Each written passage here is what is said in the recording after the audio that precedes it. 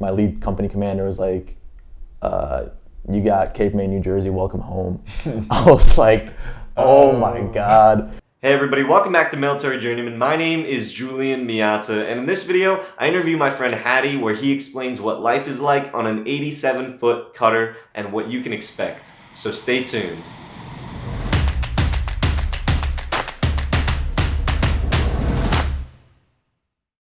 Hey, welcome to Military Journeymen. My name is Julian Miata, and this channel is all about giving you the best military tips and money-saving hacks. So subscribe so you can keep up to date.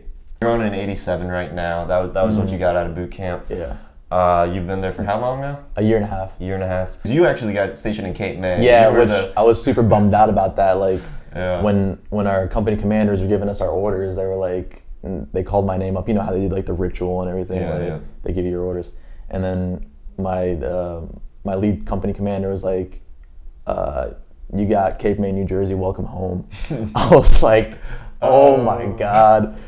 Yeah, I was a bit nervous. I was really scared in boot camp to be on a cutter in Cape May. I was like, I didn't know what to expect. Yeah, this would be like boot camp every day. Yeah, that's what I thought. Like, honestly, I thought it was just gonna be like, I'm just gonna be walking around in CCs everywhere. Yeah. So what was that experience like reporting to your cutter? Because that's gotta be kind of freaky. It's not like the big cutters like the 210s or the bigger ones like that, but it's still a cutter, and you still it still has that kind of intimidation factor. So what was it like reporting to your cutter that first day?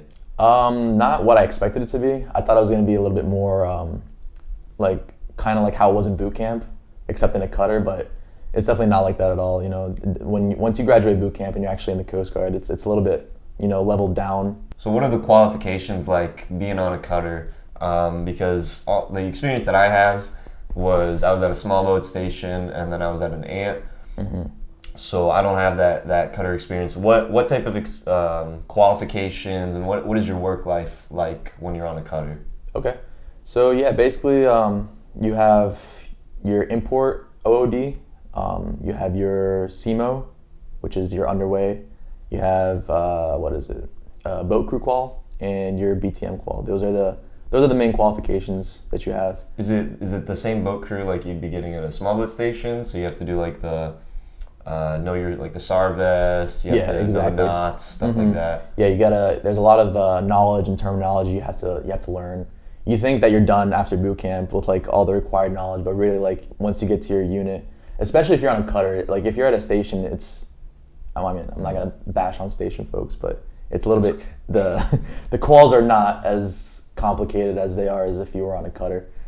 Well, that's kind of interesting because being on an 87, it's still a cutter, but you're also still getting boat crew. That's because you have a small boat on the cutter. Yeah, we have a small boat that's on the cutter. Okay, so it's notched in the cutter. Yeah, so when you're on a bigger cutter, you might not always have that option of getting boat crew because you're actually a boarding team member, so you're doing law enforcement, you're doing boardings and stuff like that. So you have to get the same quals that a person at a small boat station does, plus maybe some extra, like you're saying the import OOD and then CMO. CMO. Yeah.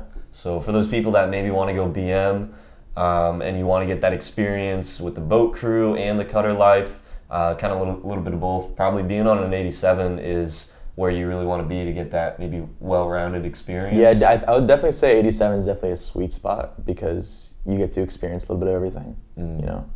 Yeah, because being on a big cutter, like your missions are probably going to be a little bit more larger scale than you're doing like interdictions, drug interdictions, migrant operations, stuff like that. When you're on an 87, are you doing that as well? Plus, you're doing boarding. It depends on where the 87 is. Like, say if you were on an 87 in the Gulf of Mexico, in that area, you're gonna be dealing with a more drug interdiction and stuff like that. But like on an 87 where I'm at in Cape May, New Jersey, all we deal with is just like boardings for like commercial fisheries and recreational vessels and stuff like that. So okay, so what is a typical day like on an 87, and like what's your week like? Okay, so basically schedule on an 87 on average is 2 weeks on, 2 weeks off. So we'll be in port. Basically the cutter's moored up to a pier. for 2 weeks, and that's when we do all of our maintenance and repair. So like the firemen and the engineering department will work in the engine room and repair like any damaged equipment or whatever. And then the deck department, the non-rates, the deckies and the BMs or whatever, they'll work on the deck side and anything like cosmetic with the boat, like paint, lots of rust, needle gunning rust. And you're doing this every single day for the 2 weeks, like Monday through Friday, or is it Monday through the weekend? It depends on your unit. We do it Monday through Thursday. We work from, 8 to 2? 8 to 2. That's a pretty sweet schedule. Yeah. Yeah, I mean, like, mixed with the underway schedule and stuff like that, it all balances out, So... So what is it like when you spend those 2 weeks and you're just doing deck work, maintenance, stuff like that, and you're doing that Monday through Thursday, just depends on the unit, but you get Friday and the weekend off. When you get that weekend off, like what can you do? You can do whatever you want, honestly, like literally whatever you want. Do you have to sleep on the boat every day, or? Well, when you first report, you're going to be on a 1 and 3, which is basically you're going to be breaking in on duty every third day. So you're going to be sleeping on the boat a lot. How long did it take you to get qualified? It took me like 2 months. 2 months? 2 months to get import qualified, which is pretty average. You're on a 1 and 3, trying to break in, getting qualified, and then so you sleep in the barracks on base, or? Yeah, I mean, it depends on your status, on your marital status. Like if you're married, you're gonna get like housing, and it also depends on like your location as well. It depends on your, like in Cape May we have government housing. Okay. And then we have the barracks for people who are not married.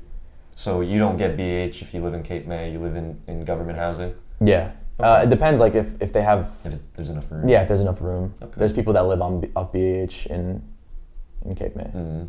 So that time off, you can kind of do whatever you want. Are you allowed to? Do they do like room inspections and stuff like that for you? Yeah, in the barracks you definitely get room inspections. It's random every 2 weeks. Random every 2 weeks. Yeah. So what, like no things on the floor? Yeah, I mean it's like as long as you're not like a slob, you'll be fine. Okay. It's nothing like military, or not military. It's nothing like boot camp standard or anything. Just be clean. Like. No, like empty pizza boxes. Yeah, and stuff like like trash in your refrigerators or anything like that. And you have the room to yourself. You're not sharing with anybody. Yeah. Nice. I have no roommates in Cape May, so I don't know. Like I said, it depends on where you get stationed. But are you cooking your own food every day, or how does that work? Yeah, so we have a CS on board the 87. He makes really good food. He's freaking awesome CS, and it depends on your unit. Like I said 100 times before, like some CSs are not as experienced, to put it nicely. So you might not get like the best quality food. Every day you have a personal chef making you food. Yeah, he makes lunch, and we're in charge of making our own breakfast and dinner. So you make your own breakfast, but this is when you're import? Yeah, when we're import, yeah. When you're import. So when you're underway, it's like breakfast, lunch, and dinner. That's nice. Yeah, it is. It is pretty sweet. You just don't have to worry about it, Yeah.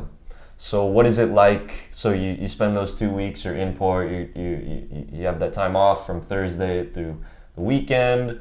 You can kind of do whatever you want. You can go, what are some places that you've gone to on your off time? Oh, in my off time, like when we're import, since I got stationed in Cape May, like I'll spend some weekends in like Pennsylvania. I'll go up to like Philly. I'll go to New York, Baltimore. That's cool. Pretty cool places. Nice. And so you spend those 2 weeks, you're working. What is your schedule like when you're underway? We're out at sea for like about anywhere from 3 to 5 days at a time before we have to pull into a port to refuel and restock supplies. But yeah, when our schedule's underway, depending on how many people we have qualified on the cutter, it's like we stand watch 1 and 4 right now because we just had like a crew change, so there's not as many qualified people. So it's kind of a hassle right now. But once everyone on the crew is qualified, it's definitely a lot easier to stand watch. It's a 4-hour watch. You'll do it like once a day. So what is a typical day when you're underway like? Usually we'll get underway in the mornings, and then we'll head out. We'll go offshore. We'll do boardings. What time do you have to wake up? Usually Liberty expires at around 800, underway at 10 or something like that. Mm-hmm. But while we're underway, if you're not on watch or if you're not doing anything, like we're just hanging out on the mess deck, just watching TV or playing video games or something, mm-hmm. until we get to the location that we have to get to do boardings, and then that's when we like enter serious mode, and then we go do our job. Mm-hmm. So you don't sleep out on the water every day? No, we do. You sleep out on the water? Yeah, we do. So you're waking up at you have to be up ready to work at 0800, mm-hmm.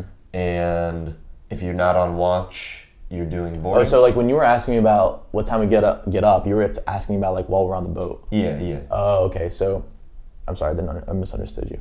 So when we're on underway, Reveille is determined by the OIC, which would be senior chief. Okay. And what's Reveille? Reveille is the time that we wake up. Okay. You learn all about that in boot camp. And what is it? Yeah. So you said you wake up at 06? Yeah, it depends. Every day it could be different. It could be different depending on what the OIC says. Mm-hmm. Okay. So you wake up whatever time they say. Usually, 6. Usually around 6. 6 or 7 or so. And then what are you doing? So then after that we get underway to go offshore, where all the commercial fisheries are and where all the rec boats are. It depends. Some days we'll do strictly recreational vessels, and we'll just do boardings for them. And then some days we'll do commercial fisheries. Mm-hmm. So. And what are you doing when you're doing these boardings? You have a gun on you and yeah. I mean, it's just for protection. Just so if something happens or something goes down, you can cover. Mm-hmm. You got your back. But basically on boardings, we just check to make sure that everyone has their safety equipment. Make sure everything is within regulations. Mm-hmm. And same thing with commercial fisheries. We just make sure that the commercial fishermen, commercial fishermen, yeah, I guess, are in compliance with the laws of the sea. The laws of the sea. The laws of the sea. Okay. So you're doing that. So you wake up. Then how long are you doing this till? Are you doing boardings? We do boardings for about a solid it depends on how many vessels there are out there. Some days it'll be there's no one out there because the weather's horrible. Yeah. And some days if the weather's really nice, there'll be 30, 40 people or 40 vessels out there. Mm-hmm. And so then we'll just be going until what time would you say? Usually, if it's a summer day and there's a lot of vessels out there, we'll go for about a solid 6 hours. 6 hours. Okay. Yeah, 6-7 hours. So you're not working from sun up to sundown. No. Yeah. And you're doing this. But you also got to keep in mind after you do your boardings, you still have to go back on the boat and do get on watch and mm-hmm. And that's another 4 hours. So. Yeah. Okay. And you said that you had some experience with seasickness. You mind what was that like, and how'd you get over it? So seasickness is it's miserable, the worst thing ever. You just feel like you're gonna die. Because 87s aren't too big. So no, 87s are very notorious for riding garbage. They're horrible when it comes to the seas. It's like being in a washing machine. Yeah, pretty much. Yeah, it's really bad. I don't know what it's like being in a washing machine, but I imagine it's pretty bad because they're getting tossed around. Yeah. All those clothes. So. Yeah, definitely. It took me about a solid 5 months. 5 months. 5 months to get over seasickness, and some people it takes longer, and some people don't even get seasick. So it really just depends on the person, Is there were you taking I know there's Dramamine and mm-hmm. Scopamine or something. Yeah. No, drugs that you can use. I didn't take that stuff because I did for the first couple patrols, and then I just realized that it didn't really help at all. It honestly doesn't. It just no. It didn't help me. It might help you. I don't know. So what is it like sleeping on the 87? It really depends on what we're doing. If we are underway, if full throttle underway, it's pretty rough. Like it's kind of hard, especially like you're gonna be a non-rate, you're gonna be in forward berthing. That's like the very front of the cutter, like where the bow is almost, and you'll feel every single inch of every wave. So. So, are you able to sleep on the cutter? Like, is it possible? Yeah, it's possible. You get used to it. You get used to it. I did definitely like. I feel like being on an 87 just makes you a tougher person. Yeah. As a whole, like you just endure so much. Like when it comes to like rough seas, and like it just makes you can sleep through anything. Yeah. Yeah. Thank you so much for coming out here. Yeah, Hope definitely. you guys liked this video. If you did, be sure to give it a big thumbs up and subscribe, because we share the best military tips and money-saving hacks. So until next time, guys, peace out. All